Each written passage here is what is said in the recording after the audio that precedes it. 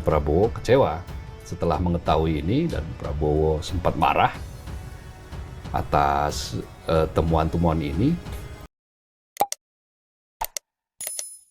Saya mendengar ada beberapa sumber yang mengatakan bahwa Prabowo kecewa setelah mengetahui ini, dan Prabowo sempat marah atas temuan-temuan ini. Tetapi kan kemudian disebut-sebut pula oleh sumber itu bahwa Prabowo diberikan nasihat ini boleh jadi adalah upaya adu domba, misalnya ini adalah upaya untuk mengembalikan republik ini kepada fase-fase 10 tahun yang lalu terjadi pembelahan akibat cebong kampret dan seterusnya yang terus-menerus terjadi. Nah, baru setelah itu ada yang menyebut-nyebut katanya Prabowo berusaha untuk memaafkan. Meskipun belum tentu itu adalah punyanya Gibran. Nah, tetapi orang-orang di sekeliling Prabowo seperti kayak Sufmi Dasko mengatakan Prabowo nggak mikir itu, nggak mempersoalkan itu. Nah, boleh jadi benar. Tetapi ada informasi yang mengatakan ketika Prabowo marah ya boleh jadi benar juga. Jadi marah pada satu saat, lalu kemudian memaafkan pada saat yang lain kan bisa saja terjadi setelah diberikan penjelasan, setelah diberikan berbagai macam kemungkinan yang akan terjadi.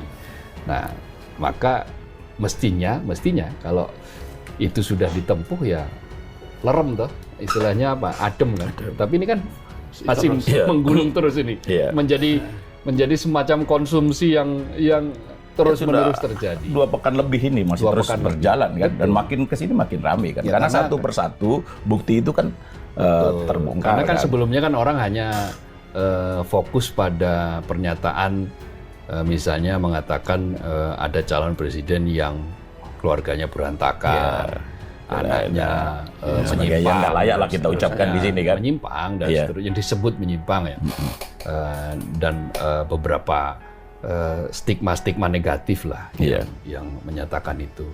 Lalu ada celetukan-celetukan yang menunjukkan bahwa ya ini orang yang tidak memiliki pengetahuan yang cukup, tidak memiliki proses-proses internalisasi etik yang cukup untuk merespon sesuatu.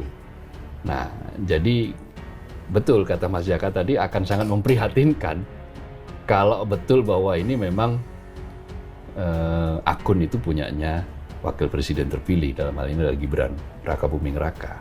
Kalau memang betul itu terjadi, ya harus ada upaya sistematis untuk menasihati, untuk memberikan masukan-masukan kepada Gibran, untuk memberikan pelajaran-pelajaran kepada Gibran, misalnya kirim Rocky Gerung gitu kan, untuk menjadi mentornya Gibran.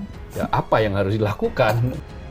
Ya, seperti itulah informasi terkait dengan sikap Presiden terpilih Prabowo Subianto soal akun Fufufafa yang ramai diperbincangkan di publik atau di media sosial belakangan ini. Seperti yang disampaikan oleh Abdul Qahar, jurnalis senior media Indonesia, terkait dengan sikap Prabowo ketika mengetahui atau mendengar polemik terkait dengan akun Fufufafa. Dan kita lihat ya, banyak sekali komentar-komentar warganet terkait dengan persoalan tersebut. Dari Afrizal misalnya, kirain gak marah, ternyata sempat marah. Jadi seperti yang disampaikan oleh Abdul Qahar bahwa ada informasi bahwa Prabowo marah besar setelah mengetahui soal Fufufafa ini.